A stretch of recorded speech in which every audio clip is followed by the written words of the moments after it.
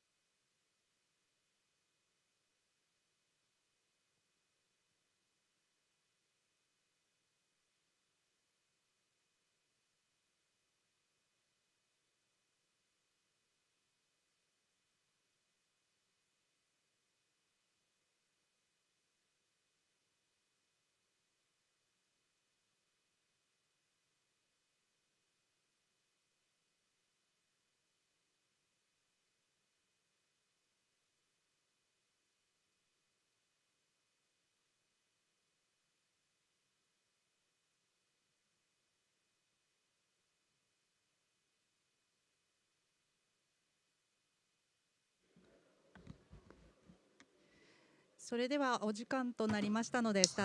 would like to resume the session.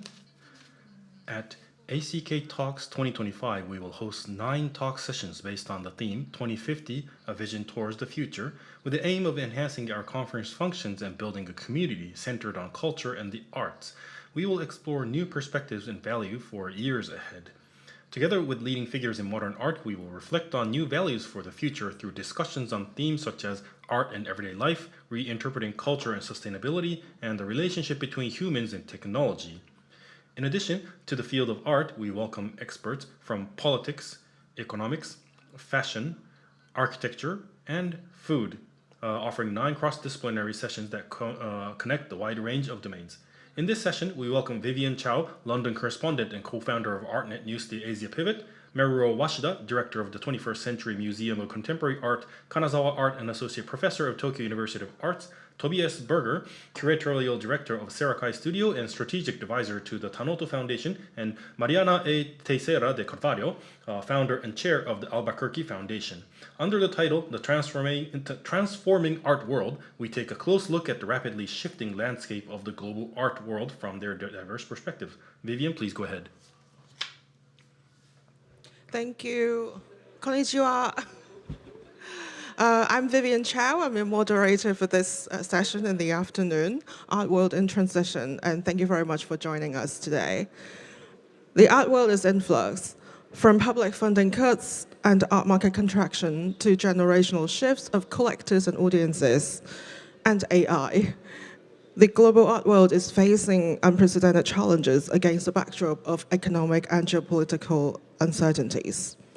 Nevertheless, many dedicated industry practitioners, such as our three distinguished panelists today, they have been showing their resilience, embracing the unknown with fresh ideas and new models. So today we'll stress test what should change and what must endure.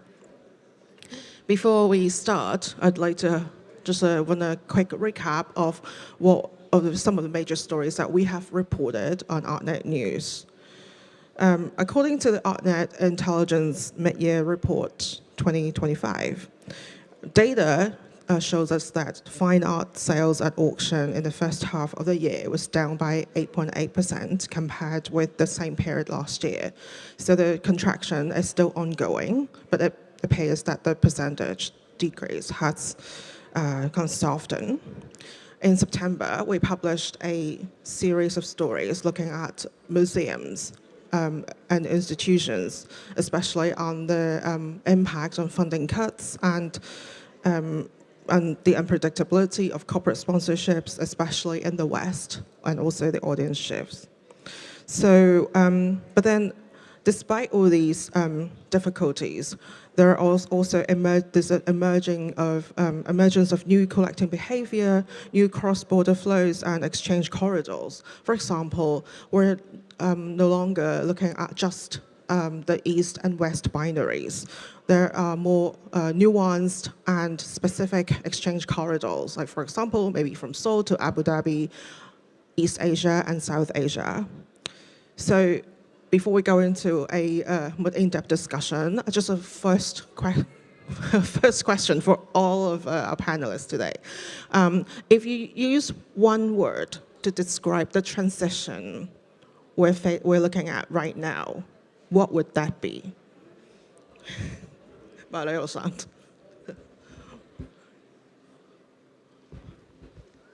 Okay, I'll take that answer first. Take that question first, and I'll answer in Japanese. The transition in one word. That's difficult. So, poor.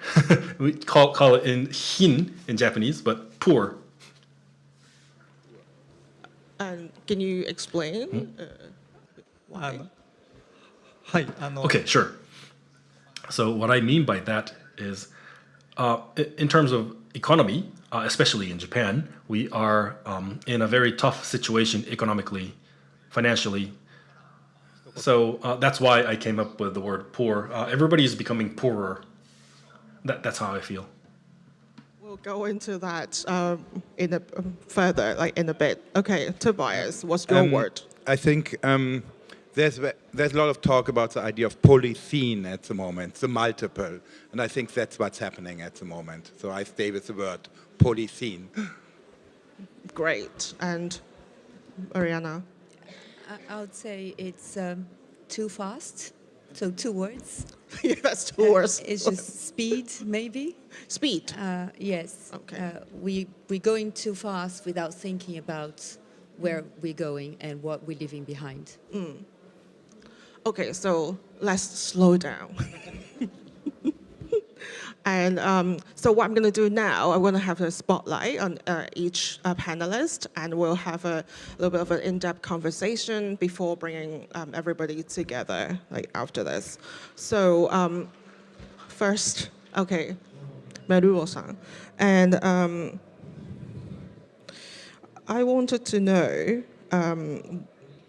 like, through your experiences, how museums can be a resilient civic infrastructure, I think, in Japan, and how it might be like it's a good example that for the international art world, that can look into. I think looking at the 21st Century Museum as an example.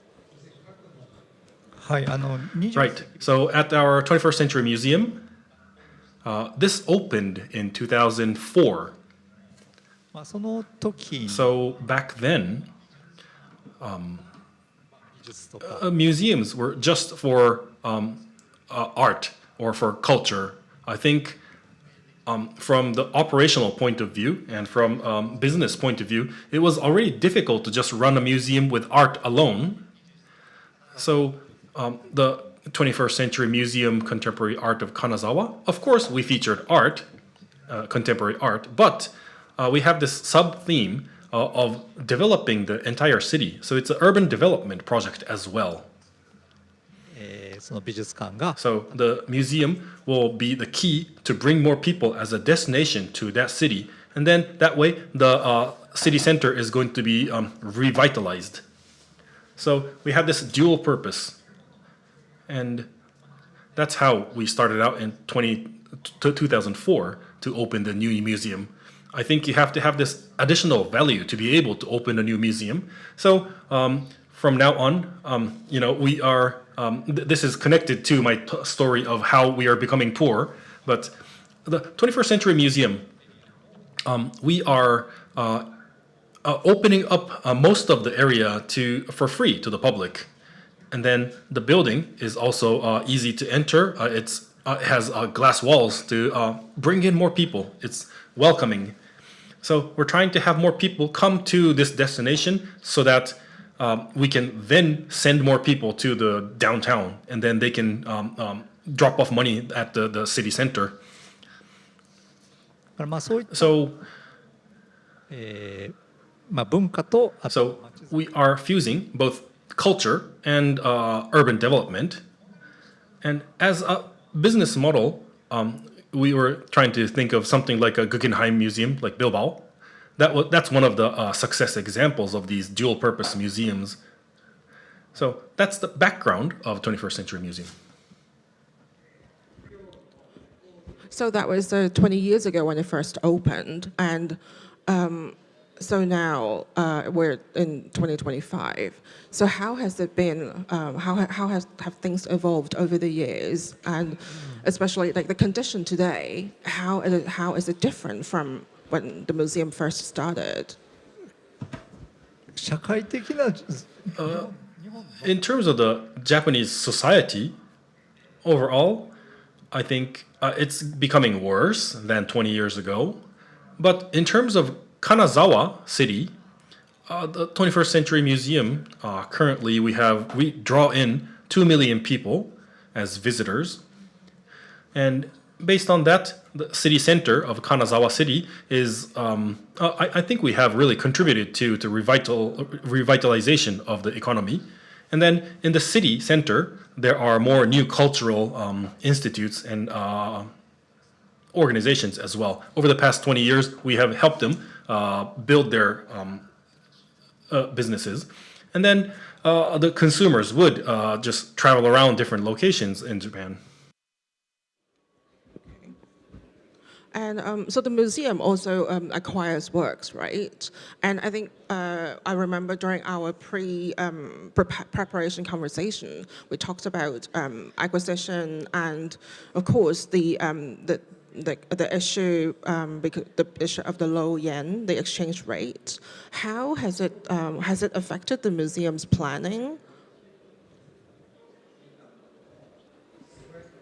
そうですね Right. The 21st Century Museum, we have a collection of artwork, まあ作品を mainly of 1980 onwards. So when we started out in 2004, we had a budget of 基金として 3 billion yen, which is about $20 million. And then every year, we used about 90 to 100 million yen to keep on collecting more pieces. So 他の美術館と比べれば compared to other museums in Japan, relatively, we have a larger budget.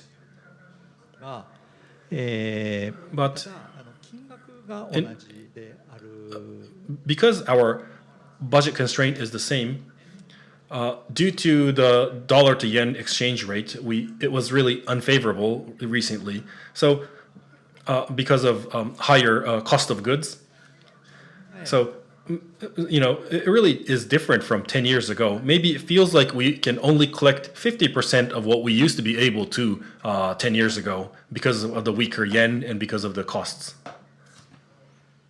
So what's the strategy when you can, even with the same budget, but you can buy less now? So do you have is there a shift of focus when it comes to acquisition? Are you buying maybe focusing on masterpieces, or maybe focusing on emerging or mid-career artists that maybe the works are at a lower price, so that you can make the most of the budget?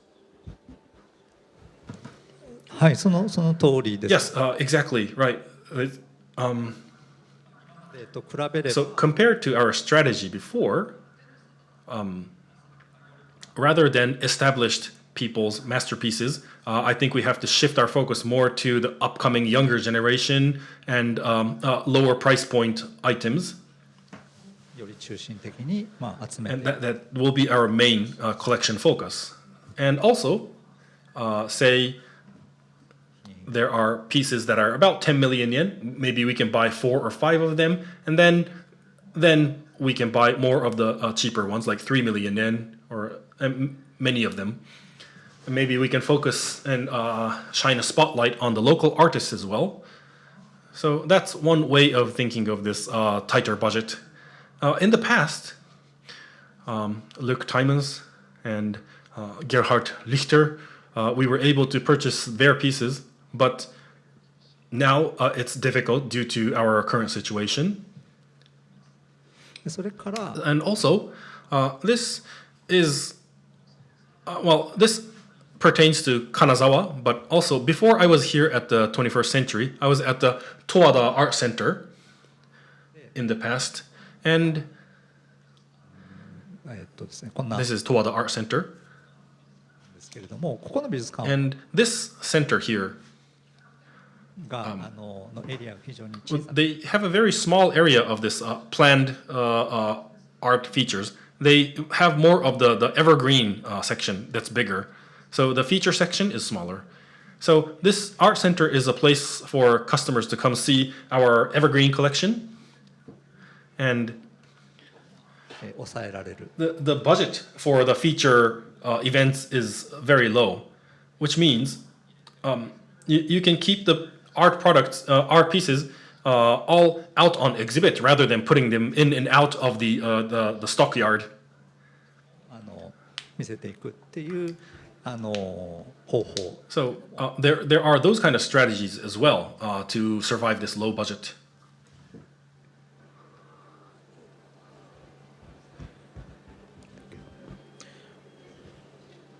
So there's one of the questions I have was about the transferable transferable skills and transferable experiences, and I think especially when it comes to sustainability.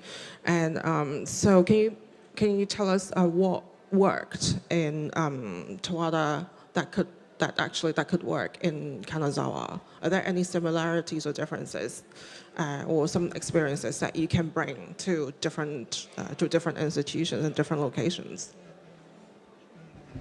そうですね、Yeah, so in Kanazawa 21st Century and also in Toada Art Center, ションワーク the commission work, the evergreen work, さんに、is going to bring in our viewers, our customers, 運営っていうのは継続し and やすい that is going to make it easier for us to run the daily operations of the museum itself. And of course, on the other hand, commission work is something that if you view it once, then you feel like you don't want to go to see it again. It's the same. So 20年前に So 20 years ago, when we first opened 21st Century Museum, of course, back then it was contemporary, but it's 20 years, so it's not contemporary per se. は So, of course, it's great for those artists to become like renowned, famous artists. But because we are a contemporary art museum, I think we have to continue to strive to look for new and upcoming artists, because otherwise we are going to have this delta between the society and our museum. And I'm also curious about something that's related to the environment and climate. And I think we talked about the Noto earthquake recovery. And so I guess dealing with natural disasters is a very Japan thing. And it's part of people's daily lives. So for museums, how do they deal with these kind of natural disasters, and maybe citing your experiences? Yes. At Kanazawa, within our same prefecture, there is this peninsula called Noto. And last year, January 1st, we had a massive earthquake.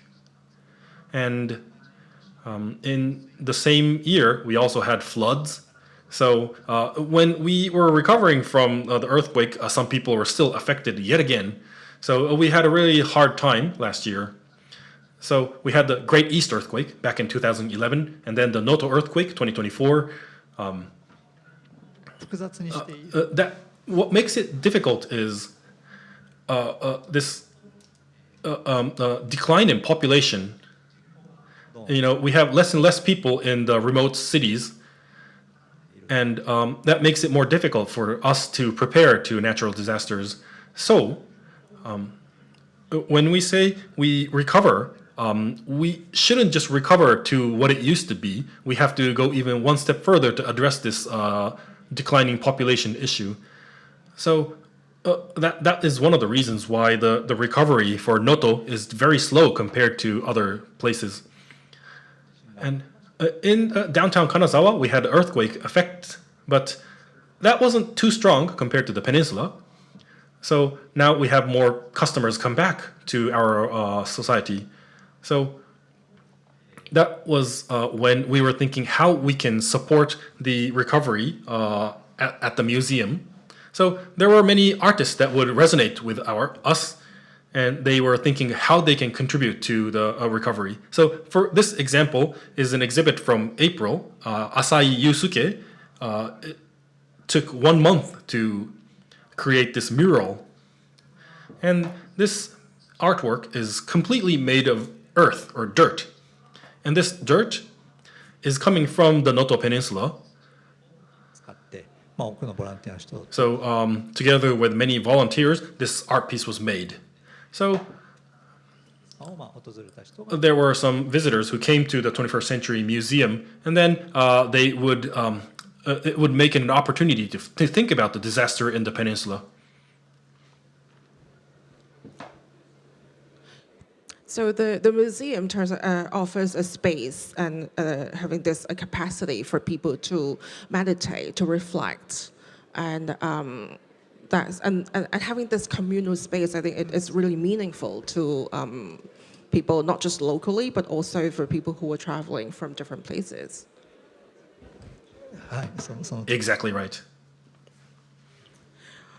Okay, and so building on what we just talked about, so I'd like to ask all three speakers.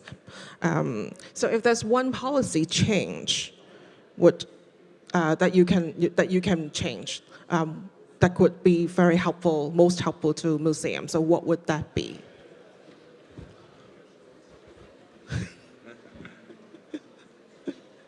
If there's one thing that you can change that can help make museums better.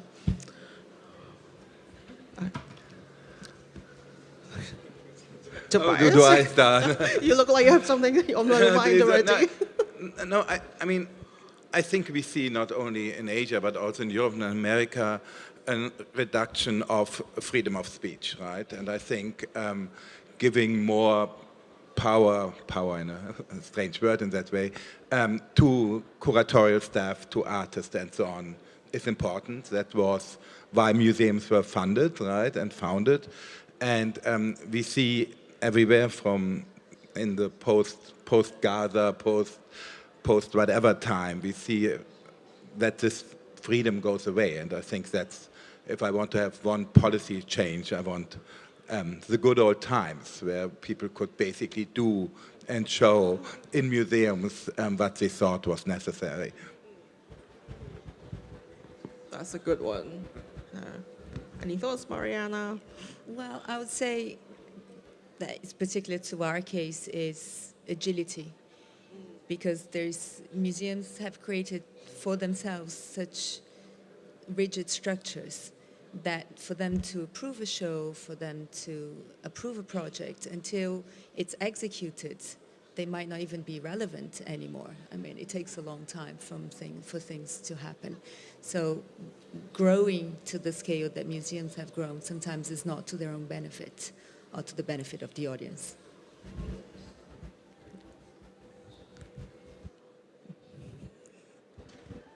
Yes, just like Tobias said, the freedom of speech is really important. I believe so. And what I feel is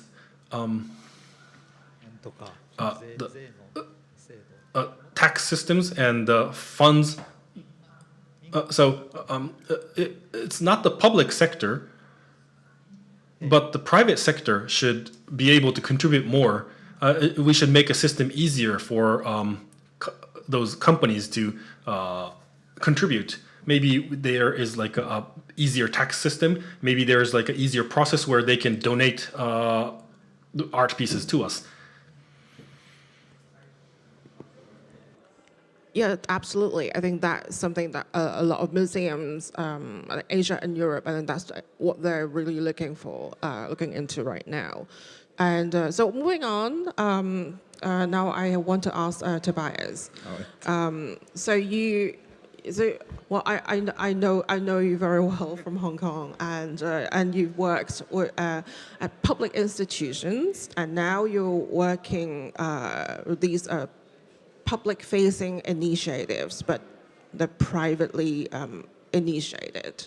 So I think first of all, I want to ask you about the new formats and new models that we are looking at, that we need right now, especially in this evolving climate. So can you tell us what kind of new models and new format that we should be looking into, and maybe referencing to the projects that you're working on right now? Yeah, thank you. Thanks for inviting us here to talk about it. I deinstitutionalized a few years ago after working in 4M+ for Daegun, which is like a Kunsthalle, for the Namjoon Paik Art Center in Korea. I did a lot of institutions, and it is amazing how different it is not to have this bureaucracy and the institutions above one and can do what one thinks is necessary. And I'm working currently with a private, basically a startup, which is a property startup, but we are very interested in different cultures and different ideas of culture, and therefore one project, and you will see it here in the background, but because it just came hot off the press, is that magazine, and please take one when I'm leaving. And we decided to make a magazine about all the topics that we find are interesting. And I think that if we think about the future, it is not only visual art anymore. I mean, like Kanazawa, there's about urban planning, right? It's about design, it's about AI, it's a big topic. For us being a property company, it's about placemaking, it's about community building. So if you see that magazine, for example, we have a great interview with Thomas Heatherwick, who is an important architect that is not trained as an architect. We have a great article by Anika Yi, who is an important artist, but writing about AI. We talk about clubs in Shanghai, we talk about Sogo department store. What I mean is we're talking about all these different things that actually artists talk about a lot. They're just not in the magazines. But if you meet artists, if you drink with them, these are all the topics we permanently communicate about. And I think if we want to be agile and if we want to be interesting for the public, for the future, we also have to build institutions that are not only art-focused, right? When I talked about Policene, it is really this idea, we have to be interested in design, we have to be interested in fashion, which is for us in Hong Kong very important. AI is a topic that combines all of it, and AI is actually, if you think about it, it's that move from a binary system, a binary data system, in a polymorph data system. That's why these language models are. And so the future is there. The future, I believe, or we believe, is in this multidisciplinary look at the world. And so we have 2 of these magazines now. We only do 1 a year because it is really privately funded, no advertising. We give them away. They're free to take. And because also we want to have a physical space, we're going to open a space in Hong Kong in a few months. And again, it was formerly, actually it was, I have to say, it was formerly a jewelry shop and a bank, and that's why we called the space gold, because it just fits as an idea. But again, that space, we think of it as a salon, the good old French salon, where people come together, where exhibitions come together, but also a lot of performance, a lot of music, where we feel there's a lot of creativity still, and but also for thinking, for lectures, and so on. So it will be an exhibition space, but it will be, again, a much wider idea of it. And this is not a new idea, right? I mean, when we thought about M+ 10 years ago, that was the idea of M+, which is that big museum in Hong Kong you may have heard about.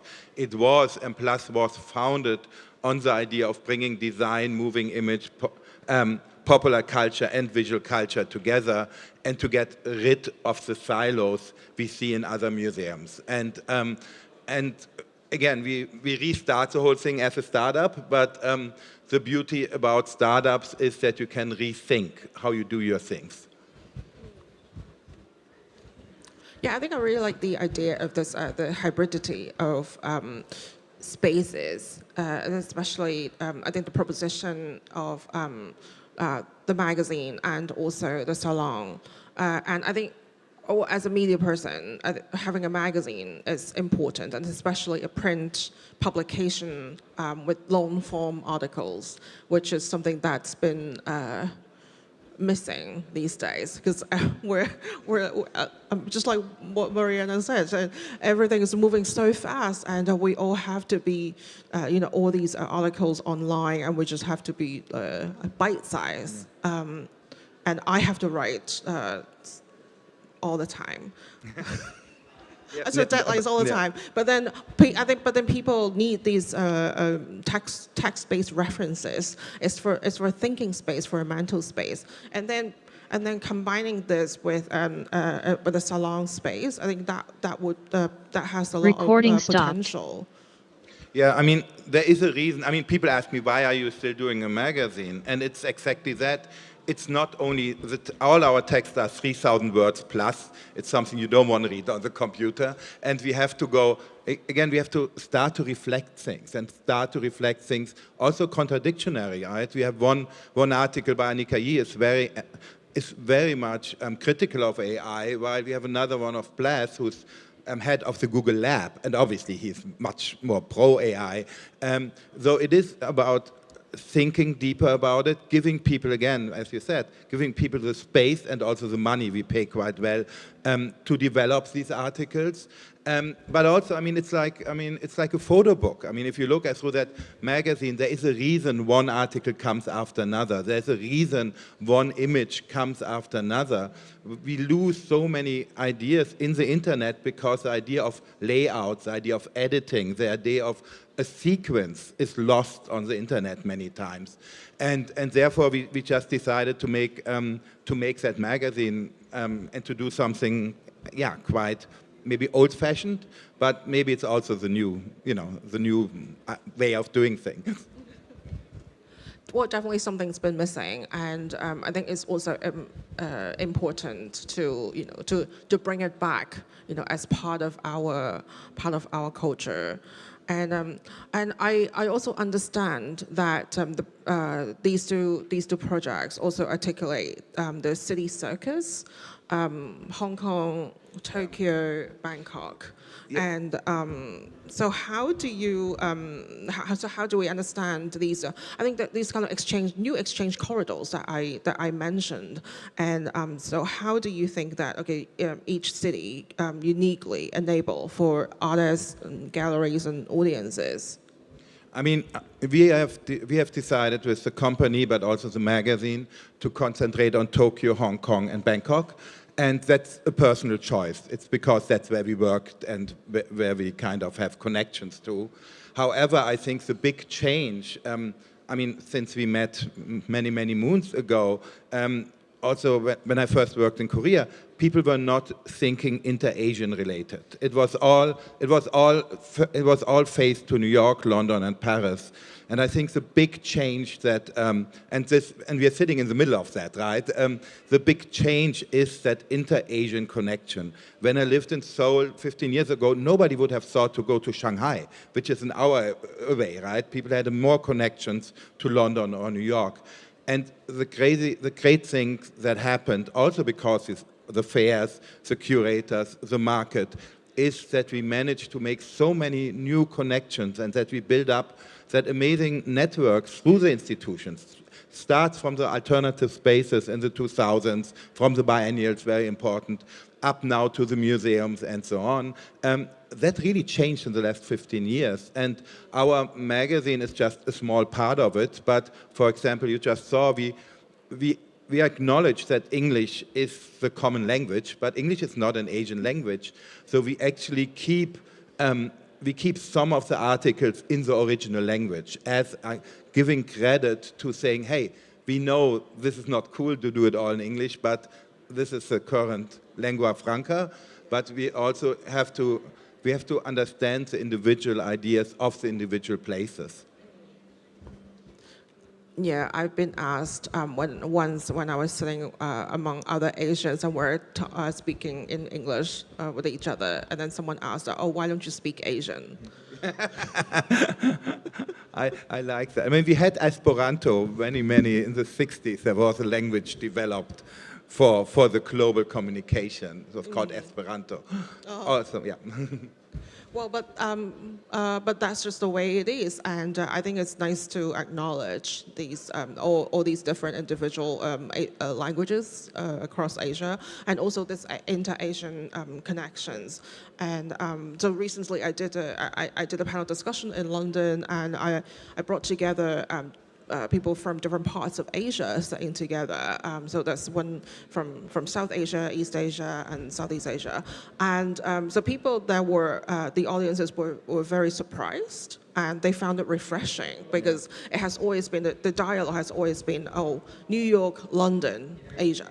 But Asia as in like, okay, East Asia, they would look at, okay, yeah, New York, London, but not among different parts of Asia. And I really think that is going to change, and we will see more of these kind of inter-Asian connections. Yeah, and we also see huge changes in Asia, right? I mean, in the 80s, 90s, we had this amazing museum boom in Japan, and which ended basically with Kanazawa, or I would argue. And then we had the Chinese market coming in, which was super speculative, super capitalist, let's say it what it is. And what we see now happening is in Southeast Asia, and that's kind of my other hat I have as strategic advisor of the Tanoto Foundation, currently we have one museum basically between Singapore and Perth, right? And this is Macan in Indonesia. And this is completely changing at the moment. There are 4 or 5 new projects happening as we speak. One is partnering here with the fair, the Bangkok Kunsthalle. There are 3 new projects happening in Bangkok. There's 1 new project happening in the Philippines, Ayala Museum, and then with Tanoto we are going to build a museum in Singapore, which will be the first private museum in Singapore. And that's also amazing because these are not government museums. They are not basically the Chinese collector museums that were there for various reasons. These are museums that are done by by the very, very wealthy families in that area. It's the families that have then second, third generation children all educated in the West. And they really want to do it for the education and for the good of the others, because it's really second, third generations. And they definitely don't do it for the money, which is great. And they don't flip or something like that. They're really believing in it. They believe how important art is and how important it is for a growing, transforming society. And I also know that if you have 5 now, new ones, we're going to have 15 in 2 or 5 years. That's going to be built somewhere between Singapore and Perth. So the next generation patrons, so they're really making a huge difference in Southeast in that Asia. area in Southeast Asia. It's the next generation. They're very, young. They're in the 30s, 40s. Sure, these families are very complicated structures, and everybody. I always tell people to watch Crazy Rich Asians, because that's the best education you can get about that. But it is a young, interested. Some of them collect. Some of them are not interested in collecting. Some of them are very interested in digital art. They're all specialized, which is good. Not all, but some of them. And they think about it very different, but they all think about from where they are. So the Philippines think from the Philippines, and the Singaporeans think about Southeast Asia. And that's also new. The older generation, especially of the older generation collectors, bought very global. They had to have their Hearst, they had to have their things. The younger generation I talk to and I see is very locally involved. They want to support the local artists and the local art community and build the museums from, say, a Singapore point of view, a Filipino point of view, or an Indonesian point of view. And that's also very refreshing, because again, it goes away from that global old model. It goes much more into a local model, what's happening at the moment. And as far as you know, do you know these different next-gen patrons in different countries of Southeast Asia? Do they talk to each other? Yeah, they all. This connection, these families. I sometimes compare it a little bit like 19th century royalty in Europe. They're super connected. They all know each other. They all went to the same school. They talk. They talk permanently. They know exactly what everybody's doing. And it's good, because that means they are very informed. They don't do the old mistakes. They meet, and there are also these patron groups, right? Tate patron groups, the Asia group of Tate, Guggenheim, and so on. They are very important places for exchange of this younger generation. That's great to hear. Absolutely something exciting and to look forward to. Southeast Asia is a region that we should pay attention to. So building on that, the question for all the panelists. So if you want to export one Asian-born format to the global art world, what could that be?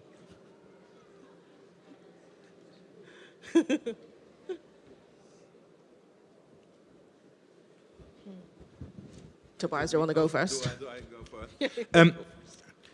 I've just been to Yogyakarta, and they had a fair there called Jog Art. And nobody heard about it. Not many people heard about it. It's going for 17 years. They have 70,000 visitors. It's very local. People can apply, and it's a mix out of an application, biennial, art fair, exhibition. And but also what we have here, right, ACK, it's a totally new way of looking at an art fair and playing with the format of the art fair. And I think these new formats of meeting, doing business, talking, that's really something that is missing in Europe, because with Art Basel and Fries, which are both home in Europe, there's not much space for alternative ways of looking at that. And I think there should be more of that. Yeah, absolutely. I think if we talk about like Fries and Art Basel, I think they're so huge that they have been kind of institutionalized, and there's little room to to experiment with new concepts and models. Any thoughts? Yes, okay, please go.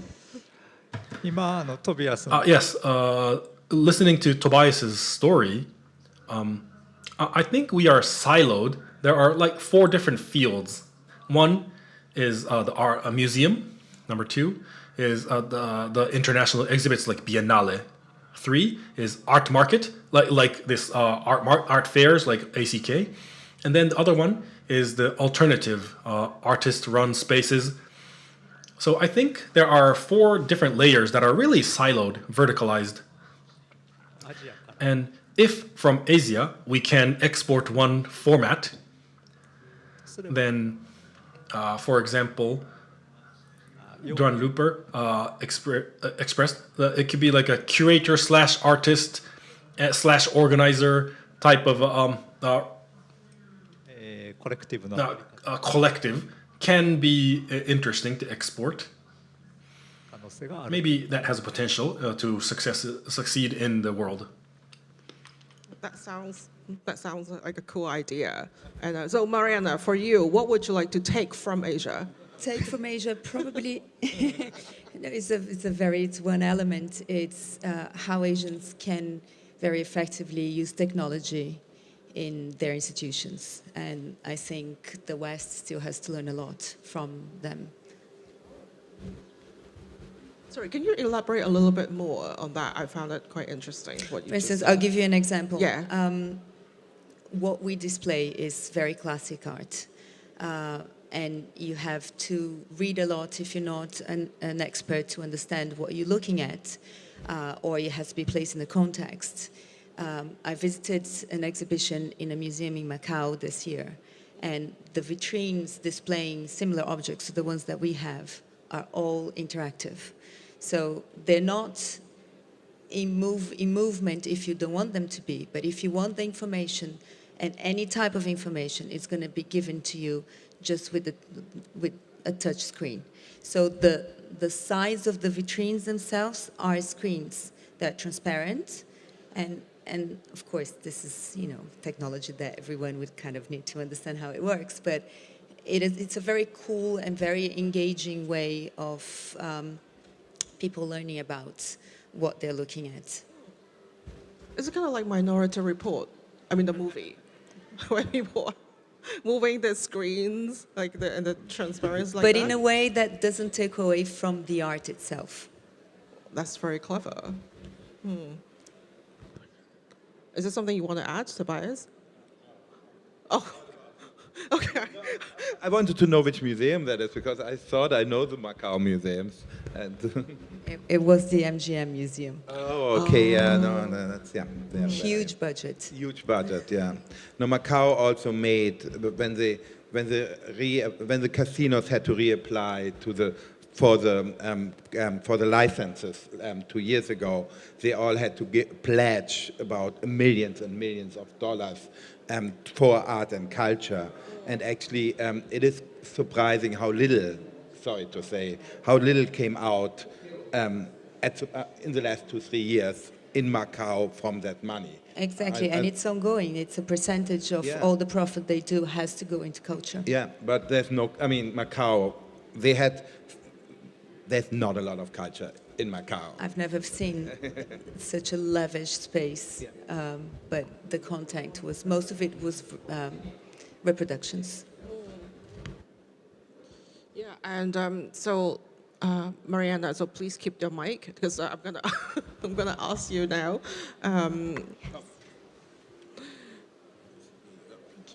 About I think first of all, maybe can you introduce us the foundation because it's still really new, and also I think also the process of how to turn a private collection into a public-facing institution.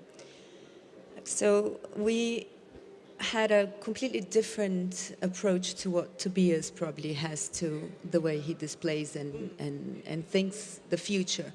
We had to maybe I'm starting with the wrong information how we overcame a difficulty, but but it's interesting as well as an opposite is how do we look back in history and create an institution that will be appealing and interesting for the public of today and the public of the future.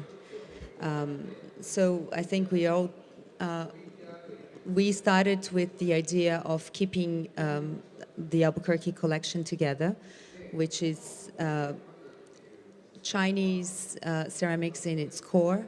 It's a collection that started 60 years ago by my grandfather, who started very slowly, and as he could acquire better works, he also educated himself and focused on a very particular period of Chinese porcelain, which is export taste between 16th and 18th century.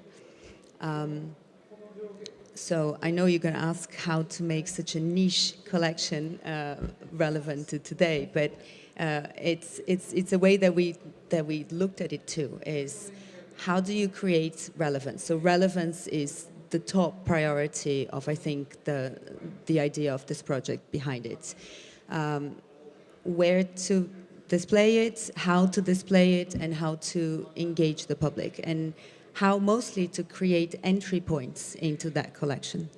And we decided to do an institution that didn't only display that collection, but became a platform for the medium. So we are a ceramic institution, old and new. The collection is not 100% porcelain, so ceramic. It's got works on paper, works on wood, but the majority is porcelain. It's not 100% Chinese. There is a bit of Namban Japanese art. 5% is from this region.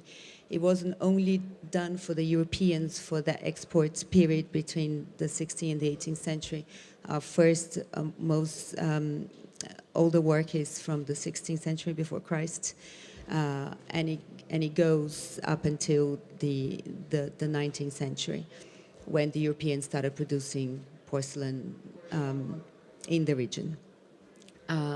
But for those 3 centuries, trade and the exchange that was happening between mostly Europe and China was due to the fact that the Europeans became obsessed with the material of porcelain, but they didn't know how to produce it themselves. They didn't have the formula. They didn't know which ingredient was missing that they would combine with clay.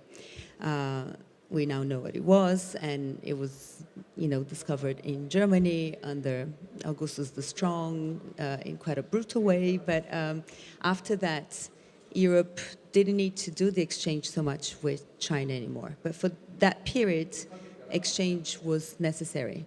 And that kind of created a whole new form of trade. Globalization, as we understand it today, started with that material. It was not only an exchange of raw materials that was happening between 2 nations, but it involved many others. So it was commissioned by one, it was consumed by another one, it was traded by a third or fourth one, it was produced by a fifth one. And that trade was mostly controlled by the Portuguese in the first instance, 16th century, by the Dutch in the 17th century, and by the British in the 18th century. But within the whole idea of Chinese porcelain that was created for the West, that was a trend, that was a taste of the past as well. The collection is extremely relevant in its content, but also the public that admires it nowadays is also niche. But the wealth that it has in terms of cultural, historical, and artistic value is too grand to keep it under just one roof or to allow it to be dismantled and dissipated. So as a family, we decided to create an institution to host it in the best way possible, and also to research it and to create knowledge around it. But there is also all the examples that we have of house museums, of how the collection of one person is displayed in one single way, and in the house that that person occupied, in the setup that that person lived, and that stays in time, and it's a mausoleum basically for the collection and for the taste of a particular collector. We didn't want that to happen, so we wanted to create an institution that displayed that collection, but in a way that everyone could understand what it meant. And what we found was a way of doing that with 3 entry points. So we kind of are tripods of an institution. And we have 3 running programs. So we have the collection program, which is an exhibition that will rotate with the collection and dialogues with other mediums and with other types of other moments in history. We have a contemporary ceramics program, and we have a residency and an educational program to kind of boost the knowledge and to take that forward. So we decided to show it in Portugal, again, taking it away from the collector himself. Our family is Brazilian, and most of the collection was in Brazil. It went slowly, piece by piece. But there is a connection with Portugal because of the beginning of this trade in the 16th century, more than with any other country in the world. I mean, for instance, we have the biggest concentration of first orders, which was the orders the Europeans did to China, more than any institution. So that was a link that we wanted to have with the collection and not with the collector. The property was a family property, which also gives it a more humane aspect to the project, a domestic feel as you enter. This is the original house, so the public doesn't feel oppressed going to a huge space that is done to display a collection that they don't necessarily understand or relate to. So this is another entry point. But once the visitor goes in, the way the collection is displayed is very high level. It's in a very contemporary space. So we also understood that to honor and to respect what the object was, we needed to have a place that would slow visitors down, so extend the visitation period. And for that, we decided to create a bit of a destination. So to make good use of the garden, to create a library where people sit down and can research by themselves, a restaurant, a concept store where you can explore. We only sell ceramics and literature on ceramics. So to create a moment that you can engage with the material, which is throughout history a material that slows things down and also demands a release of control a little bit. I mean, if anyone is a potter here, they would understand that what they aim with the work that they're producing is not necessarily what they're going to get. They never know what's going to come out of the kiln. So that's also another concept that runs throughout. So we have space to display 10, 15, 20, maybe even 25% of the collection at any given time. More than that, it will be overly saturated, so we rotate exhibitions. The collection spends 2,600 works, more or less. It has been seen very few times before. It's been loaned to a few institutions, so most of it has never been seen by the public. So it's also an obligation to show most of it in the best way possible, in the best context possible. And and to show the collection, just to show the collection actually, we wanted to always display it in a way that the context that we create for it is another entry point, that the public engages with the history that is behind, with what's happening in the world. And it can sound a bit ambitious to say that porcelain and ceramics can tell the history of the world, but in a way it can, because it is the first art form. We still produce it today. It's created so much trade and exchange, and the exchange survives today. So in a way, a teapot can become a history book or a world map in itself. And the contemporary program, we use the exhibitions that we host to sometimes question and challenge the collection itself. We don't ask the contemporary artists to respond to it or to engage with it, but they're free to do so. So we open in February, so we're very, very young, we're still learning with time, but we're very, small in scale, but very ambitious in the ideas that we have. So our opening show was with Theaster Gates. There's a connection with Japan, of course, because some of the works that we displayed came from the Mori Museum retrospective that he had the year before. So the floor of the exhibition space, for instance, it's the black clay that he displayed at the Mori. That, as a curiosity, is also the traveling of it to Portugal mimics the traveling of the porcelain as well. It came by boat from Asia to Europe. He went around Africa. It docked in Lisbon. It got transported by land. So that was, just an interesting element to it as well.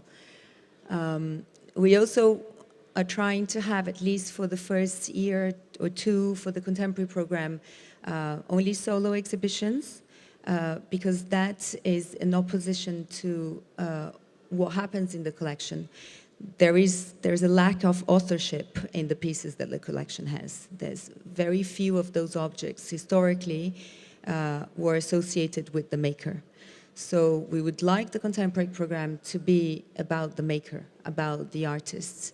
In a way, we're trying to correct that in a very subtle way. And also we're inviting artists who not only have a ceramic practice, but they work with different mediums to introduce to the audience that ceramics is not only exclusive done by ceramicists. Also the question about it being craft or fine art that people keep discussing about today. It's not our place to define if it's one thing or the other. It can be both. It can be one. And the same people doing it can play with it as well. So the shop, for example, the ceramics that we display are all done by artists who do ceramic at fine arts, but they're developing design objects to be commercialized in a commercial space. This is part of the opening ceremony. So Theaster played with the Black Monks for the opening weekend. 2 performances in the collection exhibition space. And this is the second contemporary exhibition that we just have now currently that opened in September by the Danish artist Nina Berger. Both of them have never showed in Portugal. And this is also part of what we're trying to do in the beginning. Artists that have never had a platform there. They are not so known there, but are very relevant in the art world. And the benefit of being a private institution is that you can do whatever you want to a certain extent. You have that independency in the programming that sometimes public institutions lack. So this is a shop and the small library that Actually, that's the only place that we kept as it was as a family home, to make it very domestic and very welcoming as a symbol of what it was. But everything else has been transformed, and this is the space of the restaurant.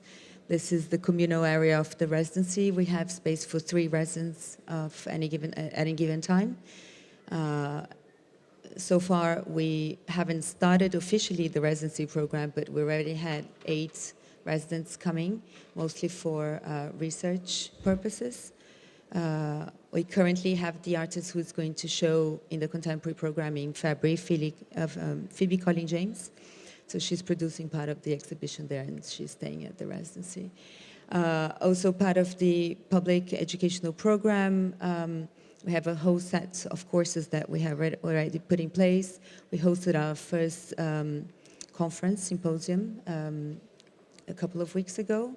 And so far we have a few courses that happen over the weekend that engage with the community, with children, with schools.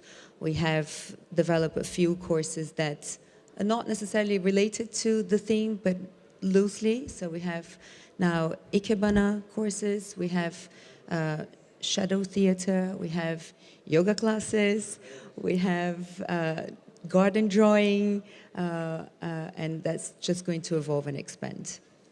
So we acknowledge the fact that we are inserted in that community, and that's a vital part of what we want to develop. That sounds really exciting. I really hope I can visit one day. And I feel that the foundation also offers a space for I think not just a local community, but also a space for to slow down, to reflect, and to meditate. And I think in this case, the foundation, I feel that is a great platform and a space to reframe histories, reframe narratives, and to recontextualize these the histories related to the colonial trade routes and how they are still relevant today. And I think, as I mentioned to you before, Rijksmuseum in Amsterdam, so they've been doing all these several exhibitions that's related to the Dutch histories with Indonesia, and that's something that was never articulated in Western institutions. And I feel that that could be the future, and that's something that people would be interested in looking into. And I feel that this foundation will offer this kind of space for people as well. Yeah, and not only the positives of the past, because we know that past was extremely imperfect. So I think the role of institutions is to look back and ask the questions so the audience can understand what happened and humanity doesn't repeat those same mistakes. And in a very subtle way, we try to do that as well, in the sense that those 3 centuries, the core of this collection, the focus of this collection, were very prolific for maritime expansion of all those European nations.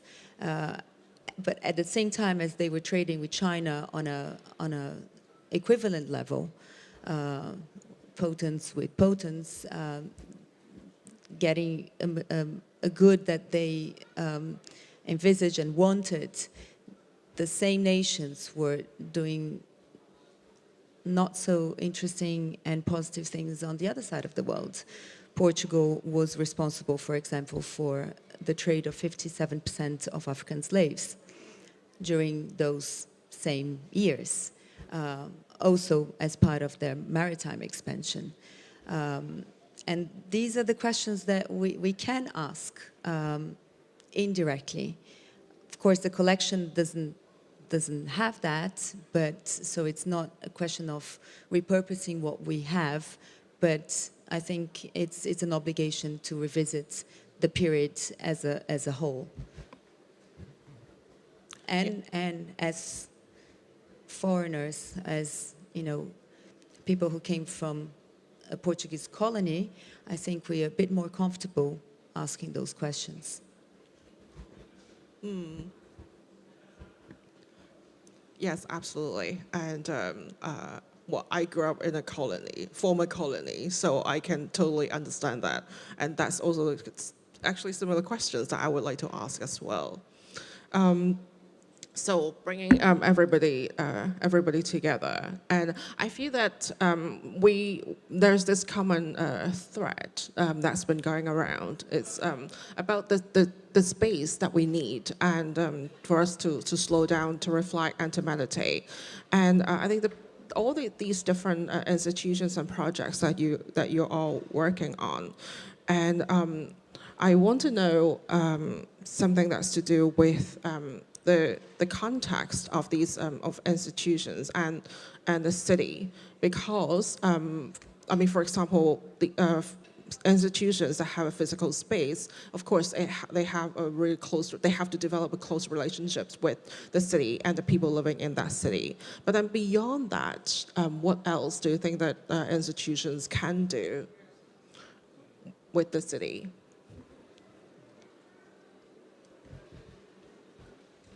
Right. So listening to Mariana's story, I really thought it's really different from Kanazawa, 21st Century Museum. So August this year, I went to Dresden, to Twinger Palace, and I saw the Chinese porcelain collection.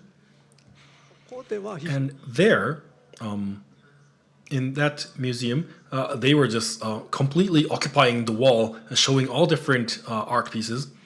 So it was more about the kings and the aristocrats, and it was trying to show how lavish it was, or exhibiting their power of how much collection they have. It was that kind of a format. And compared to that, Mariana's museum is more academic, and it's an entry point to learning things. I think that's how I felt it. It makes it easier for people to understand things. But still, it all started out from a one person's collection, which is the same, whether it's a king or Mariana's grandparents. So, but if you look at Kanazawa, we have the Kutaniyaki. We are pottery. So we are the city of pottery with a long history, Kutaniyaki. And then we still make kutani until now. And when the kutani doesn't really fit the current lifestyle, then the artists or the makers will take that as inspiration and try to make the new kutani based on the new type of lifestyle. So when you do so, there's this Ishikawa Prefectural Museum, and then they have a large collection of kutani. And then there's this National Pottery Museum, Ceramics Museum, that came to Kanazawa. And then there is also the exhibit for this craft. But the artisans making the kutani, they, they don't necessarily have to draw their inspiration from the ceramics only. They can take inspiration from other things, the other cultural aspects as well. So at 21st Century Museum, say if there are artisans who are creating industrial art, industrial ceramics, then we would give them more voice so that we can revive the city as the city of craftsmen. So I think the museum has that kind of a purpose as well. So the Kanazawa, instead of Kanazawa Craftsmen's Museum, that's why we tried to make Kanazawa Contemporary Art Museum. And what I was, while I was hearing Mariana's story about her museum, of the visitors who go there, I'm sure there are some artisans themselves going to the museum. But do you think of them as the visitors as well? Do you create the exhibit based on professionals coming too? I'm not sure if I understood the question correctly, but the visitor as the maker. Yes. Okay. We do. I think we cater for all the public. So we display the collection and we create the context and texts and information to the level of the interest of who wants to absorb it. So if the public only wants to engage with one level of the collection, they are welcome and they will understand some of it. But if they want to go deeper, there's information enough for a very specialized public and for specialized artists. But I think the way we engage with the maker is more, for instance, we hosted a crafts prize that wasn't created by us, but we facilitated the space to make sure that we place ourselves as also a platform for all sorts of crafts. It was a prize that was created by a Belgian person living in Portugal. That just happened a couple of months ago. The shop, we started displaying works only done by Portuguese-based artists. It's going to expand to ceramic artists from all over the world, but we made a point of starting with the local community, with people in the neighborhoods and then people in the vicinity. Portugal, of course, has a ceramic tradition in different areas of the country, has significant ceramic brands that sell all over the world. We already have partnerships with studios around us. Until we don't have a studio with a kiln, artists staying in residence can fire in those places. So this is all to create a network for the ceramic community that we would very much want to be a part of. So in that way, we're catering for those visitors. Yeah, I think if I look back the last 20, 30 years working in institutions, one mistake we all made was not to be clear which communities we address. And we always kind of think as there's one, the people that come or the visitor or something like that. Actually, we know nowadays communities are much more diverse and much more specialized, and we have to go a little bit with the times also and be more understanding which communities we address and how do we address them. And sometimes we have surprises, right? I mean, one of my last shows at Daegun was an LGBTQ exhibition, and we did not address children because we thought nobody, there won't be any children in that exhibition. What happened after 2 weeks was we got lots of children because all the parents brought the children to educate them about gender, right? And so we didn't act, which was a super positive surprise. But in general, I think, and that's the beauty about working in smaller places like Hong Kong or before New Zealand and so on. You see cause and effect. If I do a show in Hong Kong, I see 2 years later in the art schools how that show kind of influenced art students. That's something, unfortunately, you never have in London or in New York or in Berlin because it's too big. There's too much happening and so on. And that's why these smaller places work very well to understand these communities, like the ceramic community in Portugal or even in Hong Kong. I know so much more about the LGBTQ community now than I did 2 years ago, and it was a great experience. Yeah, I think following on that, I think the audience, the next generation audience is what a lot of institutions are looking at. I think not just institutions, but also galleries and exhibition makers. And the next generation, so they're digital natives, and obviously they speak, they're actually thinking and speaking different languages compared to those who are from an earlier generations or pre-internet days. And do you guys have any suggestions, or is there anything that you are already working on trying to capture this next generation audience? 金沢は At Kanazawa 21st Century, we specialize on children as well. That's one of the keywords for us.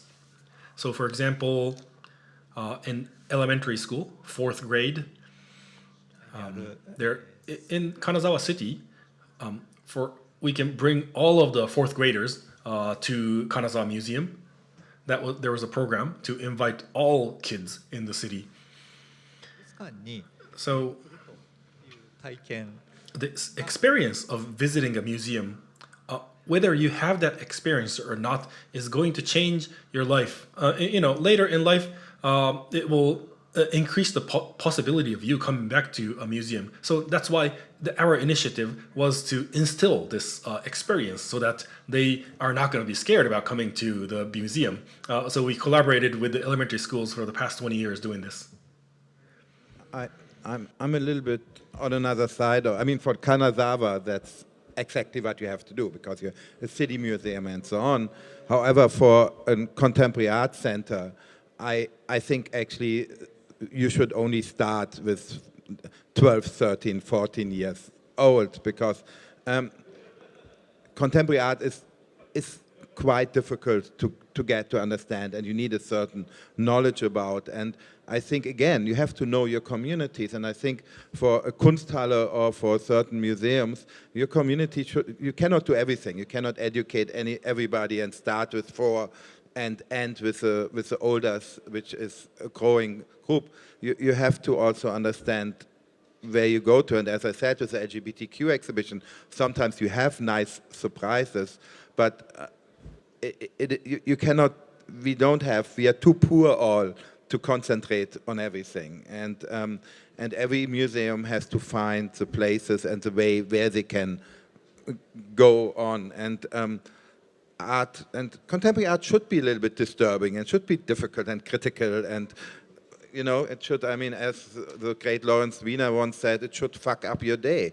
And I think you need a certain age to get your day effed up.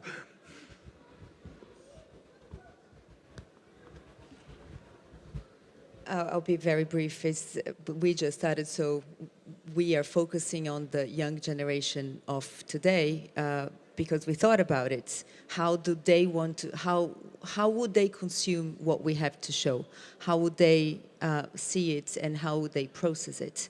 But going back to relevance, in 10 years' time, it will be a different way, and we'll have to rethink it periodically of how is the next generation processing information, and to be able to evolve with that.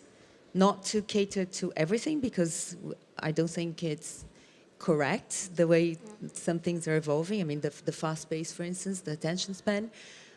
So also allowing for other ways that they're not used to processing information, but we have to be flexible. But visitor numbers go up in Asia, right? I mean, in both M Plus and Daegun and we just did a huge benchmarking thing. The average 70% of visitors are between 18 and 30, right? The visit, especially in Asia, probably Japan be a bit different because the age is different. But I mean, Hong Kong, the museums are full because they all have to go on a date, right? They need places to go, and we are providing critical, fun, interesting, provocative places to go, and that's a great service we can do, and we shouldn't underestimate that.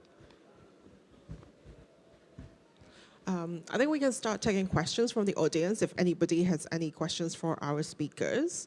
And while you're thinking about the question that you might want to ask, okay, I'm going to ask to follow on what we were just talking about. And so with this, the next generation coming in, looking at younger people, and do you think that the art world, so not just the institutions or projects that you're working on, but do you think that the art world should have like different KPIs now? Or they should develop different KPIs? I don't think the art world should have KPIs. Sorry, terrible word. Key performance indicators. there is an amazing company for everybody who has to do KPIs. There's an amazing Australian company called Culture Counts. And they are in research, and they basically do questions and developed hundreds of new questions to look at art and at people in the art world. And they don't ask how many people visited the museum. They ask, did it impact your life? Did it impact the community? They have all these other ways of looking at it. And it's, if anybody is interested in these other KPIs, there are nowadays methods and ways to look at your visitor and to look at visitor numbers in a very different ways, and then bumps on seat. And again, Culture Counts, it's one of the most innovative companies in that way. And we use them in Daegun, we use them in other places nowadays. I think luckily the politicians still think on bumps on seat, and from time to time we have to do a blockbuster, but there are totally different ways of looking at these.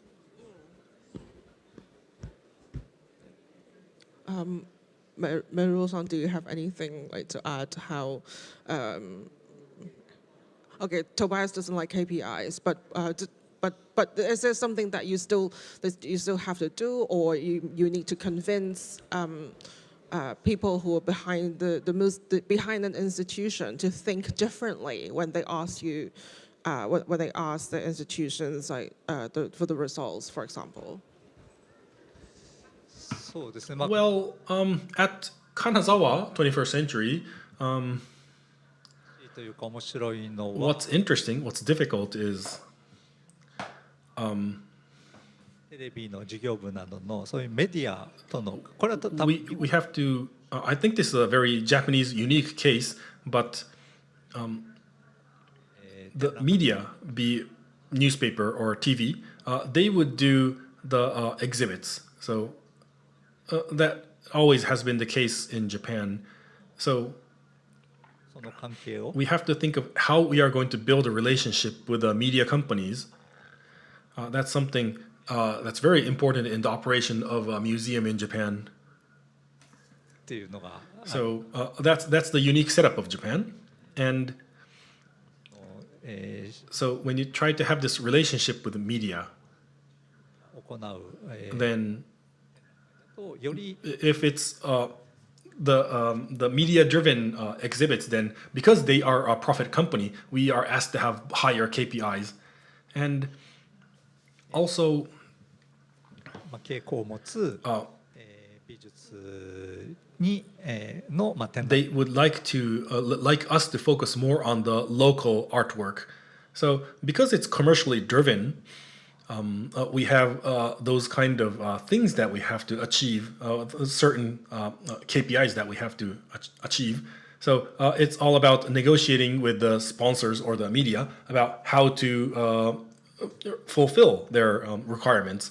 That's something very important in operating a museum in Japan.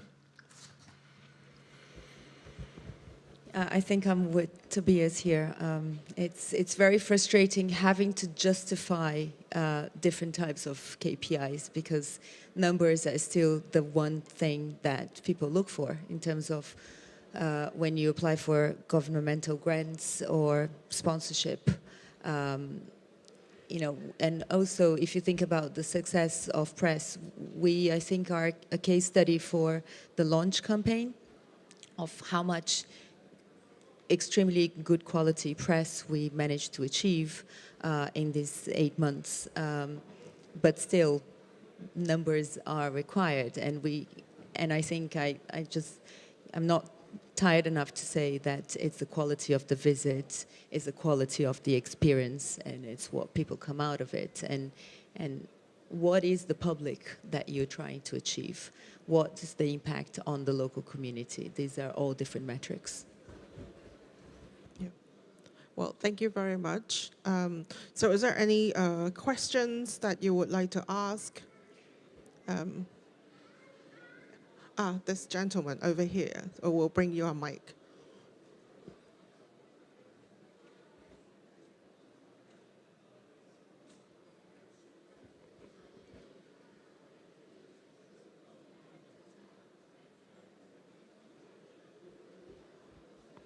もしもし、出てます。 Hello, can you hear me? Yeah? Okay. トランプ大 So 統領の there's President Trump アートワールドでは何か at the art world. How do you perceive him? What do you talk about President Trump?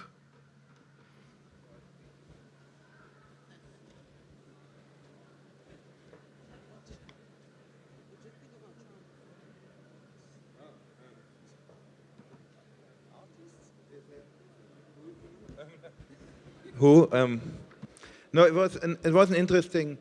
It was interesting because we talked yesterday with a group, somebody from Holland, somebody from Austria, somebody from America, and we saw in Europe right-wing governments coming into power, especially in Holland or Netherlands is one of the best examples, which 20 years ago was one of the most thriving, most interesting, most international art worlds, and which got destroyed basically in 5 years and never really recovered. And it is sad to see how fragile this art world is.